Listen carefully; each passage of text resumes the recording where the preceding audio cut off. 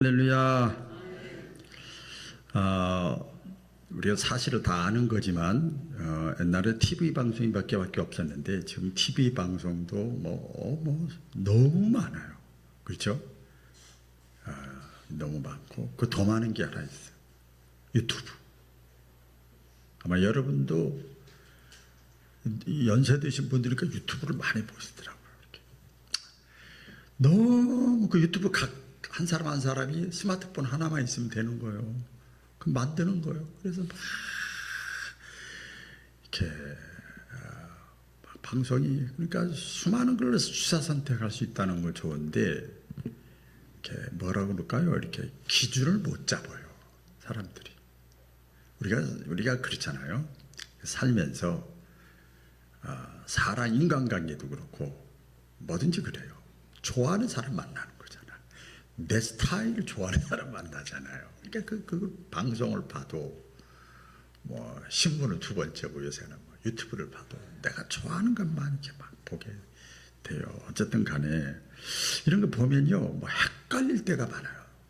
제 나름대로도 막 나름대로 기준이 섰다고 이제 나름대로 그런데도 막 헷갈릴 때가 많아요.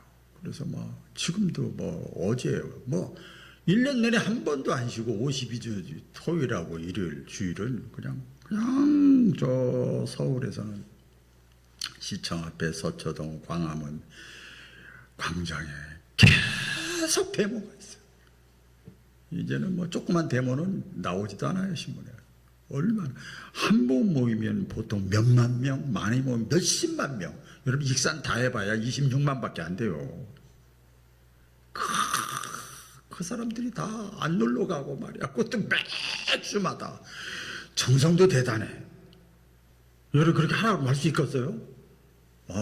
참 그런데 그냥 차비내 가면서 그 모든 걸 다 저기 하면서 어쩌다 한 번 가는 것도 아니고 그 먼 데까지 가서 이렇게 해요. 근데 이렇게 큰 틀에서 보면 정치 얘기하는 게 아니고 진보와 보수야. 우리나라가요, 진짜 정치가, 이건 후진국이야. 우리 새벽기도 운영하는데 어떤 권사님이 그러시더라고요. 그러니까 자녀, 손주가 똑똑한 그 박사 교수가 있는데, 우리 대한민국 국회의원은 다 똑똑한데, 국회의원만 되면 바보가 돼가지고 나온대. 그 말이 맞는 것 같아. 그래서 제가, 목사 어떻게 된 거예요? 대학교 총장도 하고, 사회에서 유명한 똑똑한 사람들이 다 가는데, 그 정당에 맞추려고 하니까 바보가 돼가지고 나와요. 어쨌든 간에 그래서 우리나라는 특별히 몇 개 당이 있지만은 뭐 양당제잖아요. 그게 양당제가 곧 진보와 보수로 쫙 갈라지는 거예요. 다양한 의견들이 이렇게 균형 잡혀야 되는데. 그러니까 이제 진보와 보수 양당제로 있어가지고 거의 이거는 뭐 타협이 없는 거예요. 막 딱 고정 멤버들이 있어가지고 말이에요. 티격티격 싸우잖아요. 그런데요, 그 데모를 하고 막 밖에 막 홍보를 하고 뭐 하는 게 다 왜 그런가 봤더니요. 이제 내년에 또 이제 6월달에 또 선거가 또 있잖아요. 그러니까 뭐 지금도 막 여기 막 갖다 붙이잖아요. 원래 자기 편이 있어. 남의 편은 신경도 안 써. 뭘 잡으려고 그러냐면 중도를 잡으려고 그래. 거기서 표가 갈리는 거야. 그렇죠? 뭘 잡으려고 그런다고요? 중간. 이쪽도 아니고 저쪽도. 그 회색 분자는 아니야. 그런데 그 층이 또 단단하게 많아. 그 표를 얻어야 과반수 이상이 돼야 당선이 되는 거예요. 대통령이든 국회의원이든 뭐 지자체당이든 다 그렇게 돼 있어요. 그러니까 인기가 좋아. 사실은 언제만 선거할 때만 인기가 좋아. 평상시에는 신경도 안 써. 제가 그 전라도 광주에서 10여 년 목회했는데요. 저 전북 김제 고향이거든요. 그래서 거기는 금남로 앞에 있거든요. 거긴요, 여러분 뭐 여기 전라북도는 아무리 세도 거기 못 당해요. 얼마나 센지 몰라요. 그 제가 뭐 이게 얘기하다가 뭐 저도 전라도 사람이에요. 그러니까 에이 회색 분자. 전라북도가 무슨 전라도야 회색 분자지. 목사한테 그래. 권사님 장로님들이 저한테 그래. 그러니까 신자들이 그렇게 얘기할 정도니까 얼마나 저기가 이념이 꽉 잡혔는지요.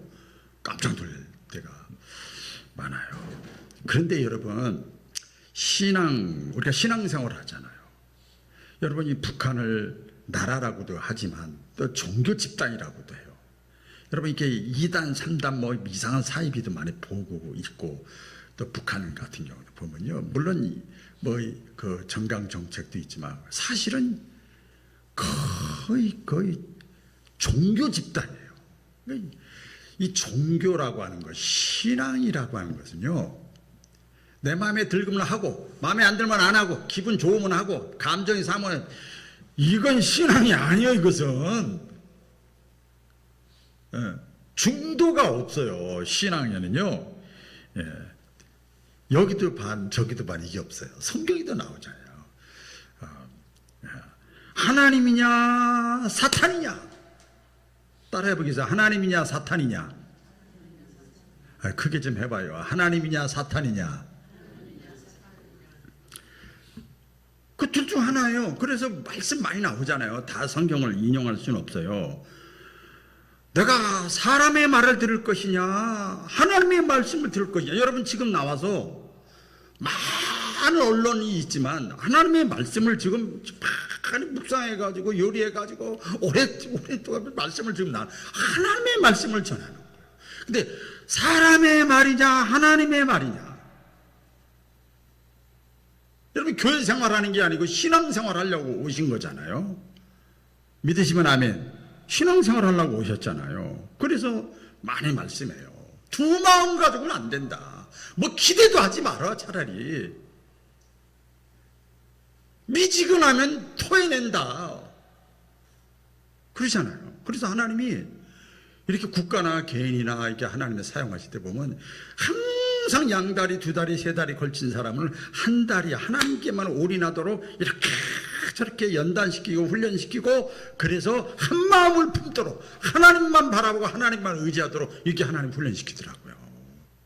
중간은 없어요. 신앙생활은 우리 그냥 표현으로 하면 적당히 믿는 건 이건 아니라고 말이에요. 내가 서울에 있든 익산에 있든 큰 교회에 있든 작은 교회에 있든 가난하든 부자든 배웠든 못 배웠든 늙었든 젊었든 한 마음으로 섬겨야 된단 말이에요.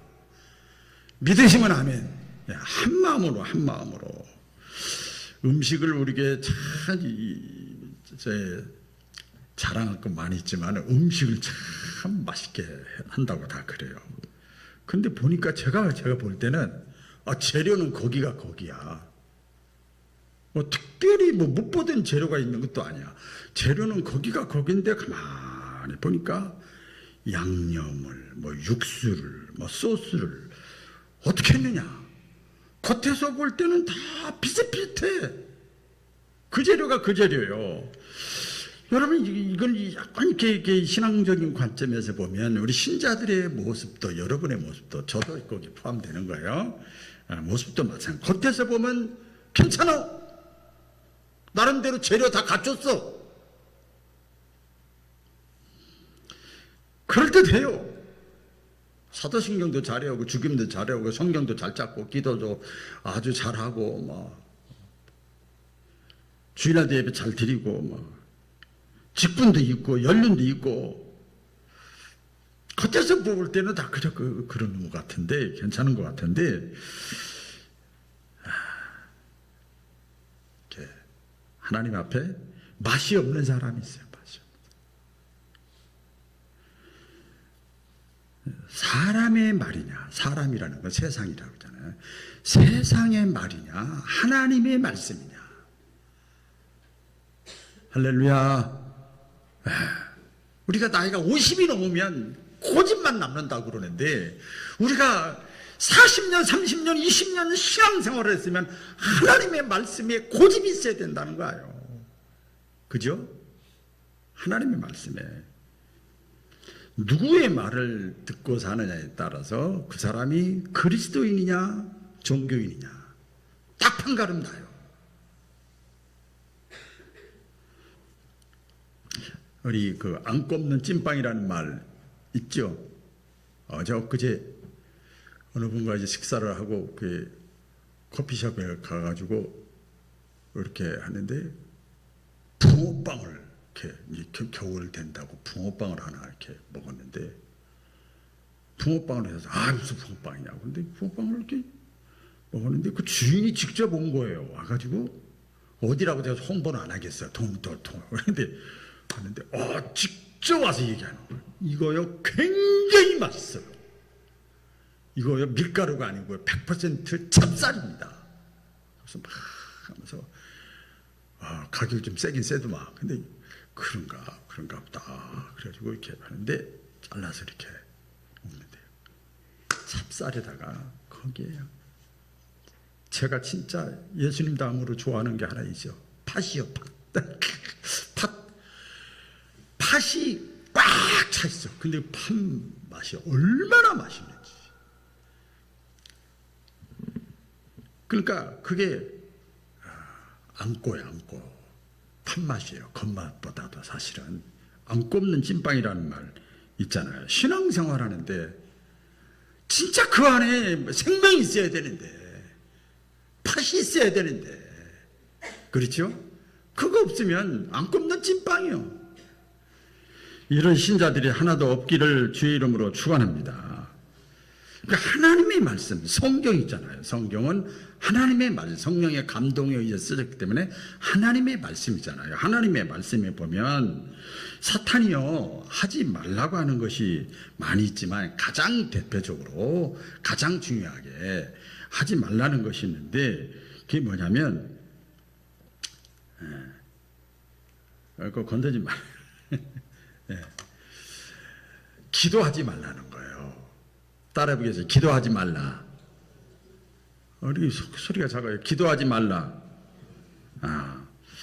문제가 생겼어요. 이제 예를 들어서 뭐 이거 이해가 안 돼. 내 환경이 이런 게 저런 게 요런 게 막 마음에 안 들어. 막 문제가 있고 아픔이 있고 막 속상해. 이럴 때 그리고 막 풀어야 되는데 과제를 풀어야 되는데 이럴 때 사탄이 뭐라 그러는가 하면 제가 이제 묵상을 해봤어요. 너희 비슷한 사람끼리 만나서 얘기해. 직원끼리 그냥 얘기하고 가족끼리 너희 병사들끼리 같이 고민하고 의논해. 그럼 마귀가 그것까지는 허락을 다 한대요. 근데 이런다는 거예요. 사장님한테는 얘기하지 마. 회사 대표한테는 얘기하지 마. 가족 안에서도 문제가 있어. 자녀들 간에. 그냥 자기들끼리 막 그들끼리 해. 엄마 아빠한테 얘기하지 마. 이 비유예요. 지금 제가 군대에서도 마찬가지예요. 문제가 있으면 그 병사들끼리만 의논하는 거예요. 대장한테는 얘기하지 마.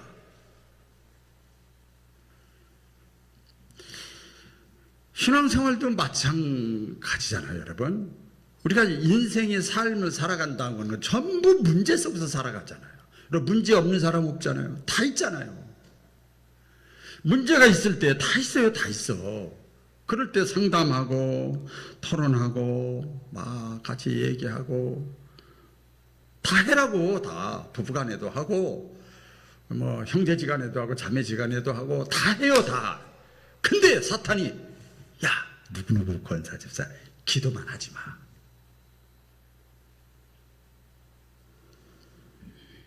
왜 그런지 아세요?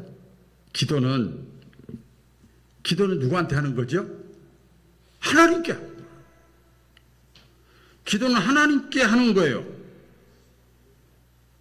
하나님이 대장이에요. 하나님이 아버지예요. 그래서 가장 높으신 분, 힘 있는 분, 하나님을 개입시키지 마. 너희들끼리 해. 기도는요, 우리가 예수님의 이름으로 기도하잖아요. 직통전하여 예수님의 이름으로 기도해야 직통전하여. 이거 여러분 이거 별거 아닌 것 같아도요 사실이에요. 그 가톨릭은요, 여러분 그 천주교 그 가톨릭이잖아요. 미사를 지낼 때 여러분 지금 그렇게 100% 믿습니다. 떡과 포도주를 이렇게 마시잖아요. 들어가는 순간 예수님이 피가 되고, 여기서 신학교 공부할 때 참 웃겼어요. 여기 목에서 들어가서 여기까지는 떡이고 빵이었고 포도주였는데 여기서 여기 속 들어가는 순간 피가 되고 예수님이 살이 된다고 믿는 거예요. 그래서 예배 때마다, 미사 때마다 그걸 하는 거예요. 믿음이라는 게 믿음대로 되는 거거든요. 하나님께 기도하면 하나님이 개입하잖아. 마귀가 그걸 제일 싫어하는 거예요. 직통 전하는 거예요. 예수님이 직통, 그걸 못하게 하는 거죠. 그래서 우리 잘 알잖아요. 우리 신자의 특권이 뭐냐? 예수 믿는 사람의 특권, 예수님의 이름으로 하나님께 직접 청구서를 낼 수 있는 거예요. 기도할 수 있는 거예요. 기도할 수 있는 거예요. 뭐 신부가 해야 되고 제사장에 다 일러. 여러분, 천주교 지금 그래요. 내 허물, 단점, 죄, 잘못된 거, 부끄러운 거 다 신부한테 얘기해서 신부가 대신해요. 여러분, 교회 나오길 잘했어. 저한테 다 얘기해야 된다니까. 수치스럽고 더러운 것들 제대로 믿어야 돼요. 우리가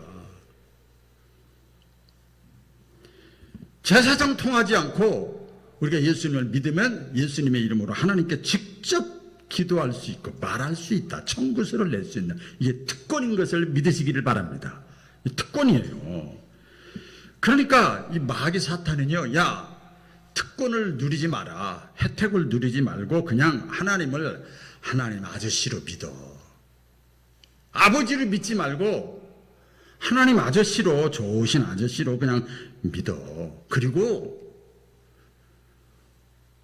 다른 건 다 해. 종교행위, 신앙행위, 봉사도 드리고 예배도 하고 친교도 하고 헌금도 하고 성경 공부도 하고 구제도 하고 다 해. 괜찮아.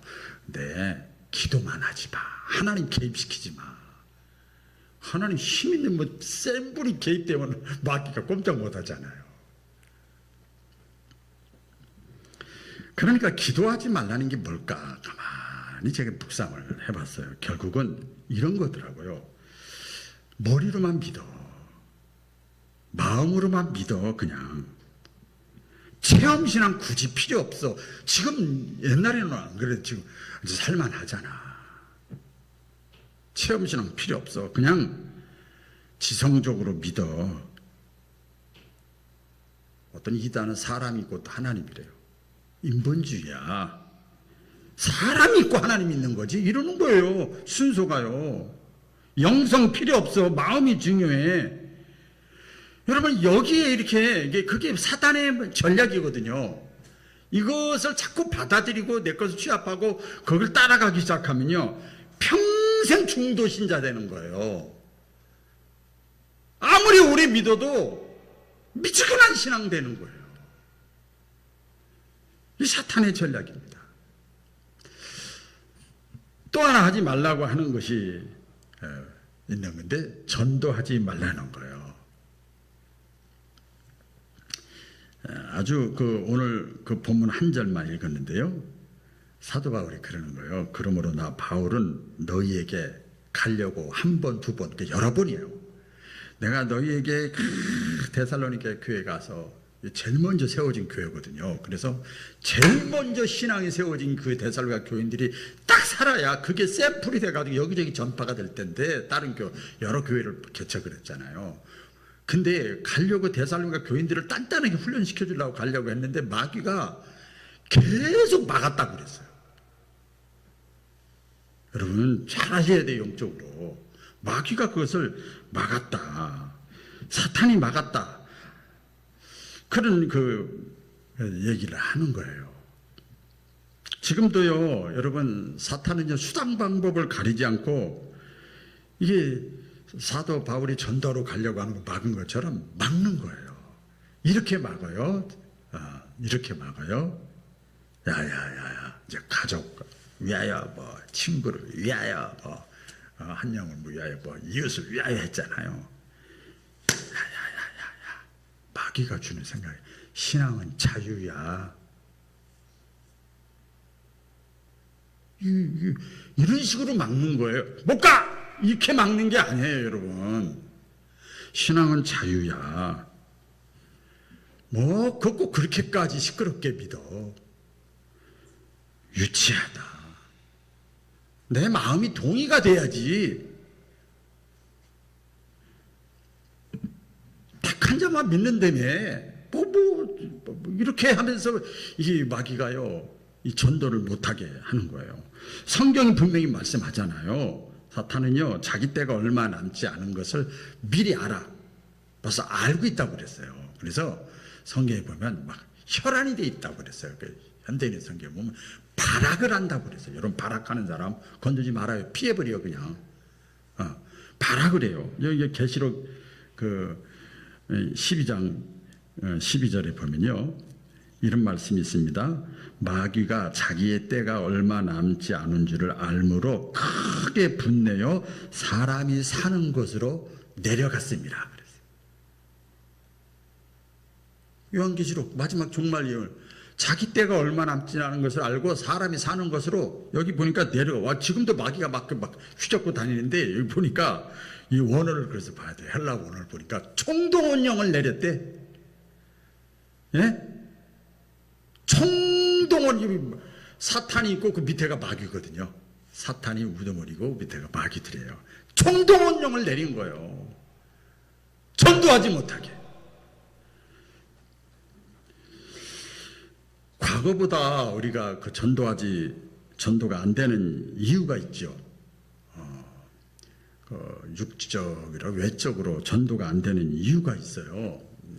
사회적인 분위기예요. 사회적인 분위기. 너무 세속화되어 있는 거예요.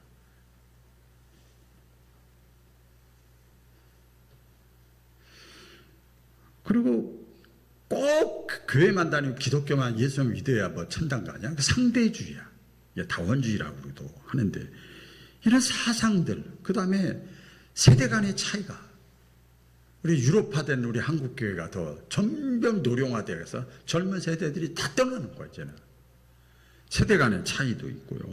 부정적인 이미지가 있어요. 가장 우리 신자의 이중적인 그 신앙생활의 모습을 보고 마음의 문을 닫아버리는 거예요.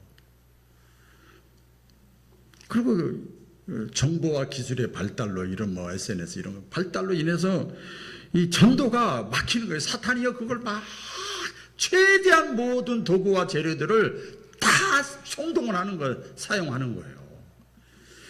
그런데 사실은, 그런데요, 여러분 보니까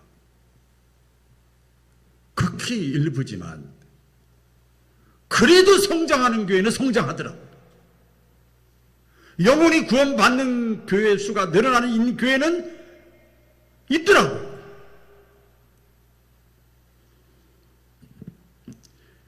이 겉에 드러나는 이게 아니고 영적인 싸움에서 이겨야 돼요. 할렐루야. 영적 싸움. 여러분, 사도 바울이 그랬잖아요.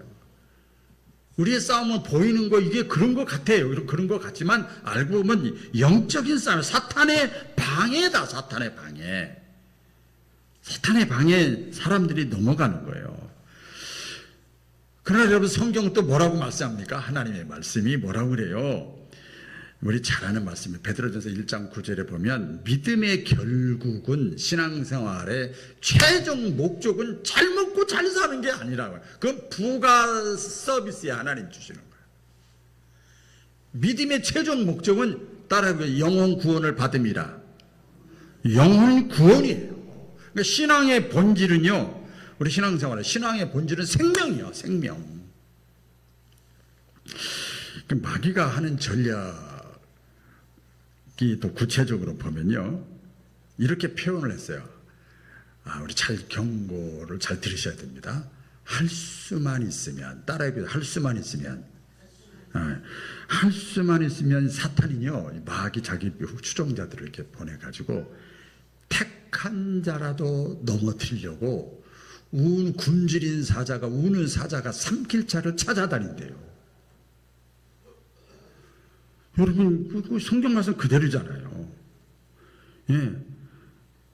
택한 자라도 넘어뜨리려고 굶주린 사자가 막, 그러니까 굶주린 사람, 여러분 배가 고프면요, 금식해 본 사람은 굶어 본 사람 다 먹을 거로 보여. 거기 체면이 없어요. 자존심이 어디 있어요. 다 먹는 것만 보이잖아요. 자기 편을 만들려고 하는 거예요.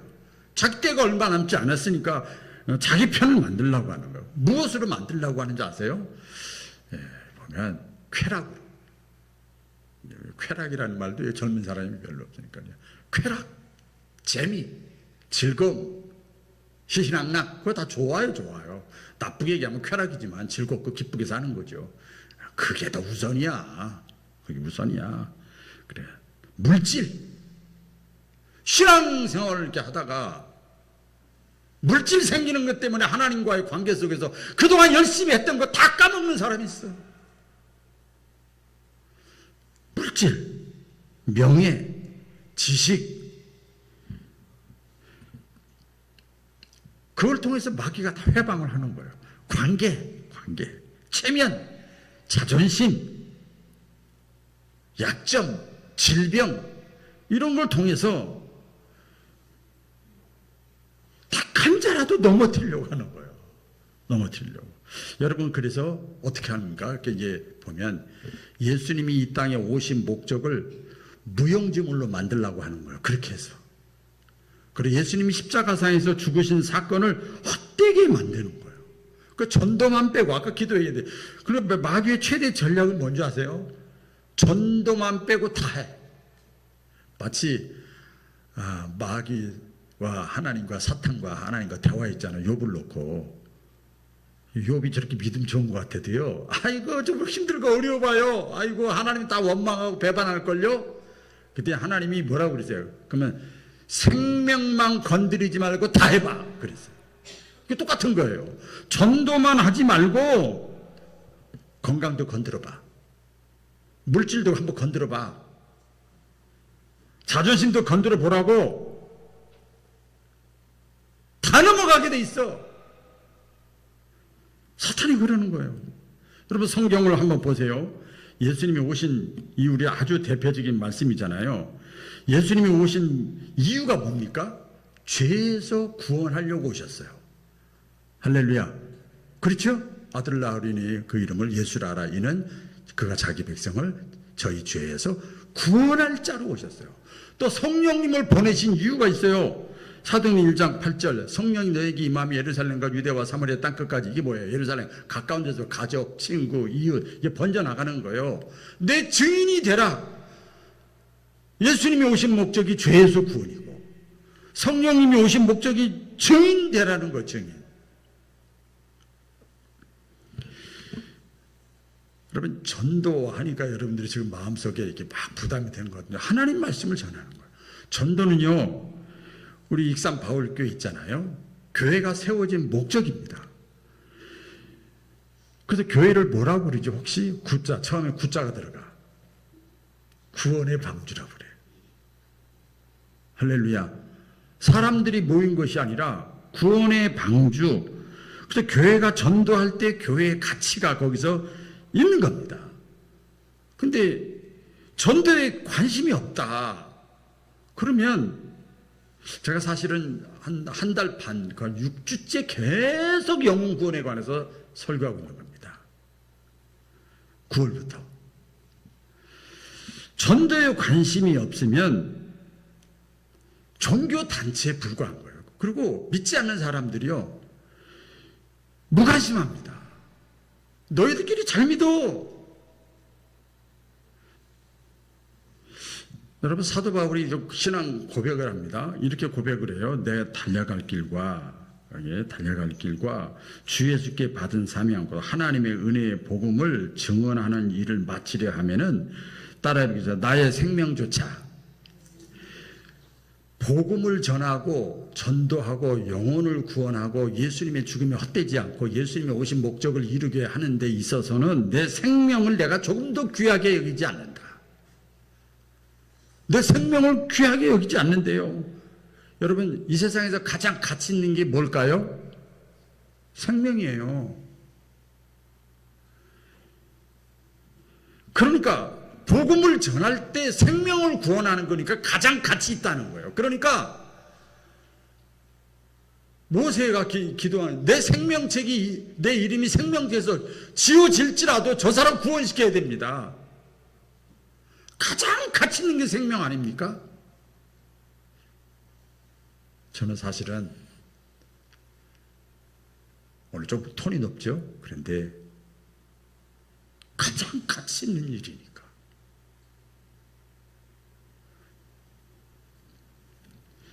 복음 전도하는 거예요. 영혼을 구원하는 것. 살고 죽는 문제잖아요.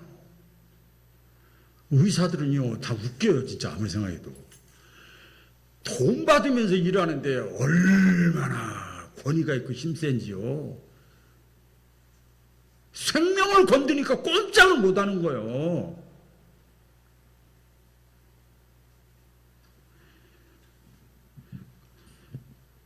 여러분, 내가 살아야 내가 생명이 있어야 외모도 중요하고 자존심도 중요하고 지식도 중요하고 자식도 중요하고 돈도 중요하고 그 중요한 거지. 의미가 있죠.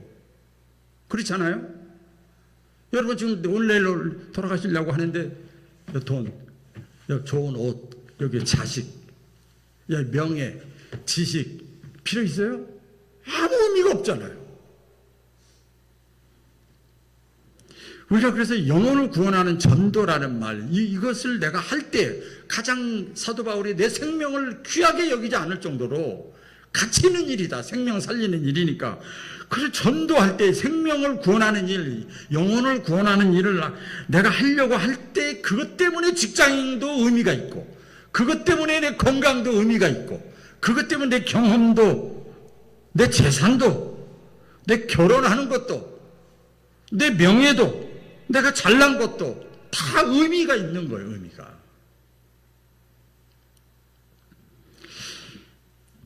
따라해 보겠습니다. 전도는 생명을 살리는 일이다. 그래서 가치 있는 거예요. 우리 광고는 아니지만은 10월 2일이 노인의 날입니다. 근데 지난주에 좀 늦게 노인의 날 행사를 저기 팔봉에 익산 큰 실내 체육관에서 했어요. 수천 명이 모였다고 그러대요. 많은 모였다고. 그런데 거기서 우리 교회 어떤 권사님이 상을 받았어요. 국회의원 상을 받았어요. 그래서 제가 물어봤어요. 그 기준이 뭐냐? 그랬더니 그동안 10수년 동안 활동했던 거, 여기저기서 저기서 활동했던 거 자료를 다 조사를 하더래요. 그래가지고 사람이 많은데 거기서 심사를 해서 선정이 됐다는 거예요. 그 누군지 아세요? 오옥자 권사님이요.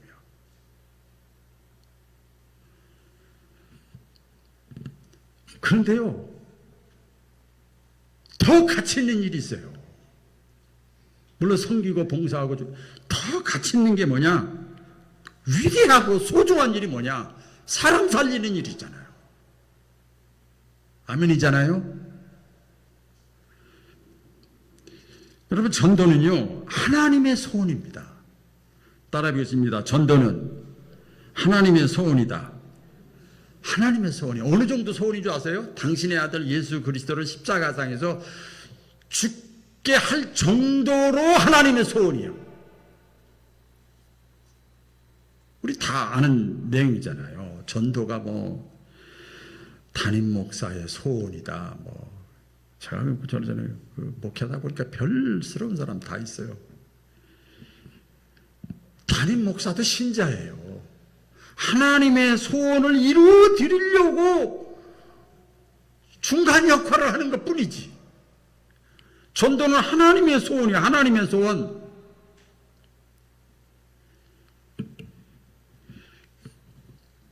한을 풀어드려. 하나님의 한을 풀어드리는 거예요.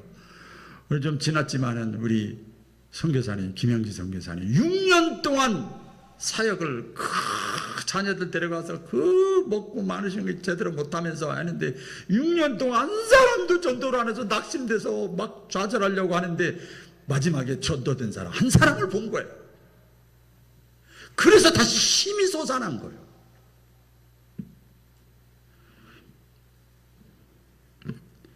여러분, 가정의 행복이 뭡니까? 자녀를 낳았을 때 막 다 기쁘잖아요. 생명력이 새 가족이 올 때 좋은 집도 잘 꾸며놨다가 애 하나 낳잖아요. 필요 없어 다. 그냥 전부 다 그냥 안 좋게 얘기하면 막 쓰레기통은 아니지만 그냥 지저분해 전부 아기한테 맞춰져 있어. 그게 정상이에요.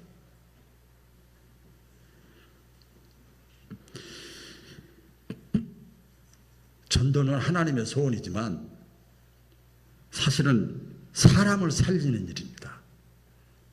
따라해볼까요? 사람을 살리는 일이다. 크게 보면 사람을 살리는 일이다.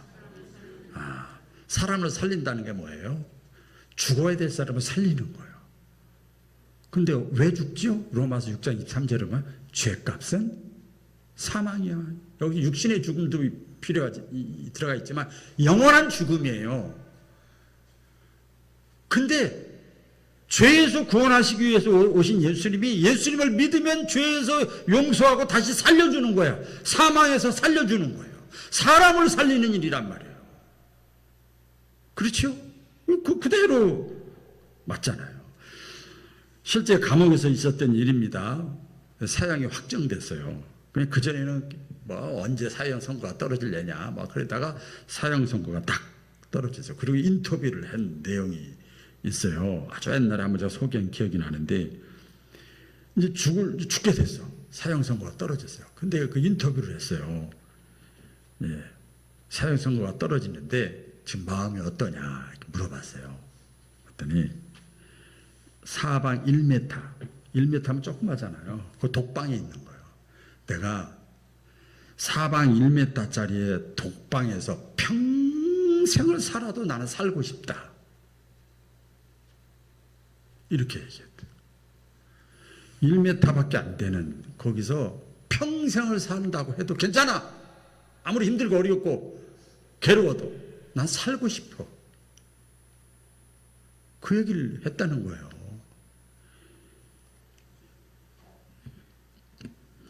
얼마나 살고 싶으면 이렇게 말을 했겠습니까?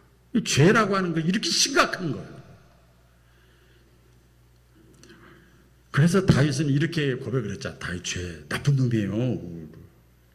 다윗이 잘못을 많이 했어요. 근데 다윗이요 이렇게 시편 32편에 이렇게 고백을 했어요. 허물이 뭐죠? 죄예요. 허물의 사함을 받고 죄의 가리움을 받은 자는 복이 있다. 할렐루야. 그 죄의 용서함을 받고 자기가 너무 행복한 거야. 난 복 있는 사람이야. 죄 문제가 해결되면은요 살아나는 거예요. 살아나는 거예요. 마지막입니다. 우리가요 왜 가치가 있는가 하면 평안입니다. 평안. 따라해보겠습니다. 평안.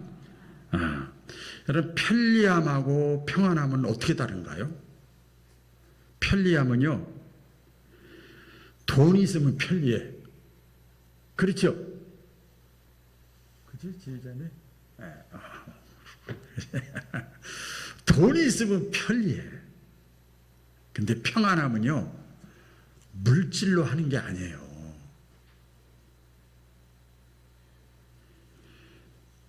하나님이 주시는 거예요.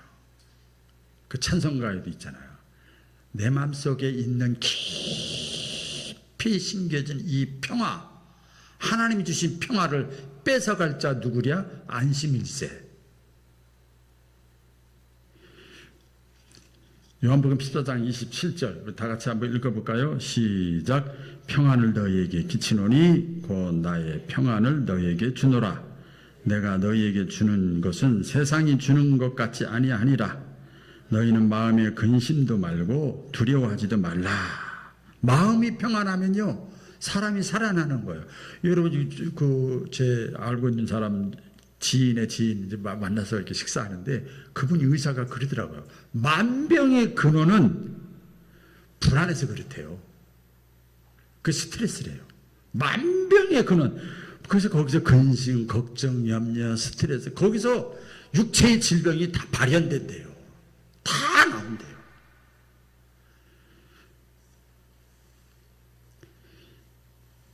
우리가 예수님을 마음 가운데 모셔드리면 마음의 평안이 오는 거예요. 여러분, 믿지 않는 사람들에게, 가족이든 이웃에게 그 예수님을 내가 전하는 게 아니고 내가 그 역할을 하면, 선한 일을 하면 하나님께서 그 사람을 살려주는 거예요.